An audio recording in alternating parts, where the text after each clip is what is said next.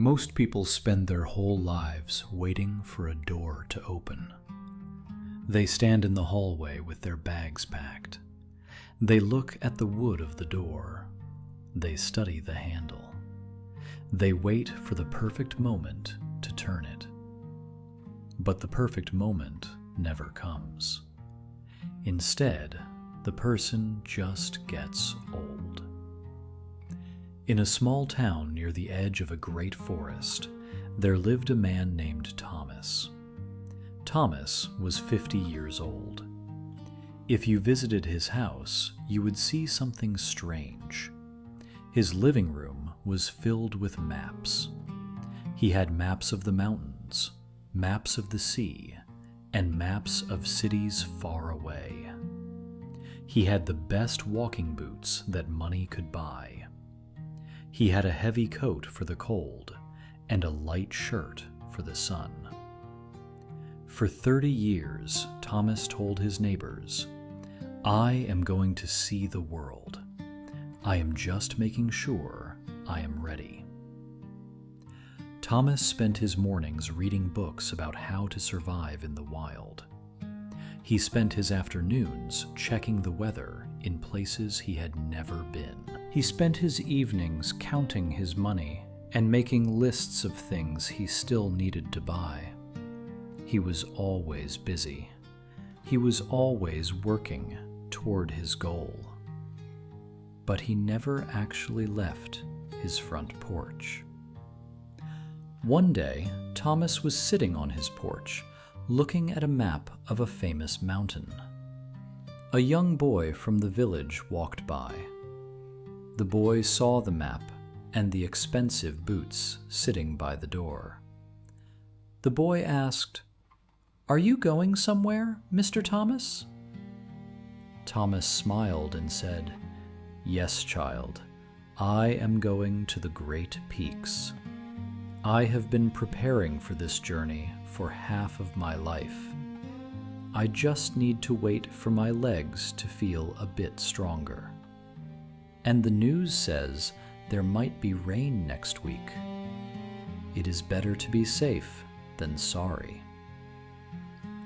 The boy looked at the boots. They were shiny and new. They didn't have a single scratch on them. "But, Mr. Thomas," the boy said, "if you wait for the sun to stay out forever, you will never leave the house. My grandfather says that the road is the only teacher. You can't learn to walk it by sitting in a chair." Thomas laughed softly. "Your grandfather is a simple man. He doesn't understand the risks. I want my life to be perfect when I finally start it. I don't want to make any mistakes." The boy shrugged and walked away. Thomas went back to his maps. 10 years passed. Thomas was now 60. His hair was white and his back was starting to ache. The boots by the door were covered in dust. The leather was starting to crack, even though they had never touched a mountain trail. The maps on the wall were yellow and fading. One morning, Thomas woke up and felt a sharp pain in his chest. He tried to stand up, but his legs felt heavy. He looked at the boots. He looked at the maps. Suddenly, a cold wave of fear washed over him. It wasn't the fear of the mountains or the fear of the rain. It was the fear that he had spent his entire life in the waiting room. He realized he had become an expert at getting ready, but he was a beginner at living. He knew the names of every river in the world, but he had never felt the cold water on his skin. He knew how to build a fire from a book, but he had never felt the heat of a real flame under the stars. He dragged himself out of bed and put on his dusty boots. He didn't check the weather. He didn't look at his lists. He just opened the front door and walked. He only made it to the edge of the village before he had to sit down on a large stone. His breath was short. His heart was tired. He looked out at the forest. It was beautiful. The sun was hitting the leaves, and the air smelled like pine and earth. An old man was sitting on the same stone. It was the grandfather the boy had mentioned years ago. The old man looked at Thomas and his dusty, cracked boots. "You're late," the old man said quietly. Thomas felt a tear run down his face. "I spent 30 years trying to make sure I wouldn't fail. I wanted everything to be right before I started my life." The old man nodded. The trap of preparation is the most dangerous trap of all. It feels like progress. It feels like you are doing something, but it is just a way to hide from the fear of being imperfect. You waited for a life that didn't have any shadows, but shadows are what show you that the sun is shining. Thomas looked at his hands. They were wrinkled. Is it too late? The old man looked at the trees. You are breathing, aren't you? If you are breathing, you can still start. But stop looking at the maps. The map is not the journey.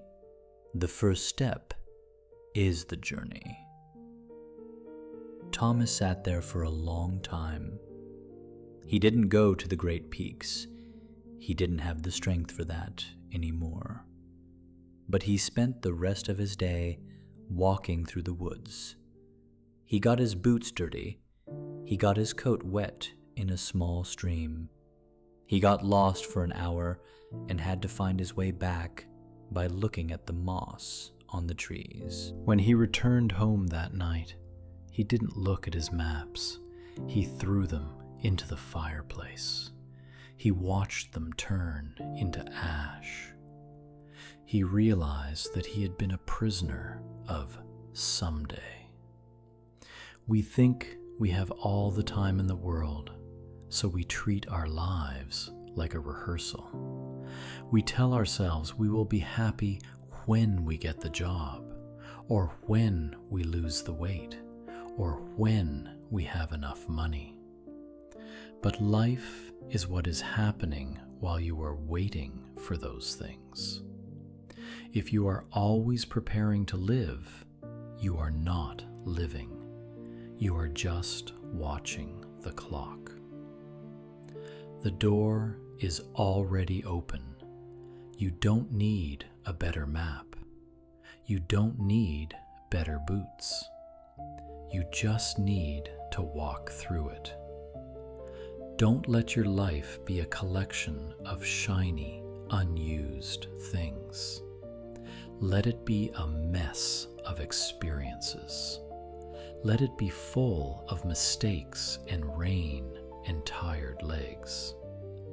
Because at the end, the only thing that will matter is not how ready you were, but how much you actually showed up. If you knew you only had 1 year left, what is the one thing you would stop preparing for and start doing today?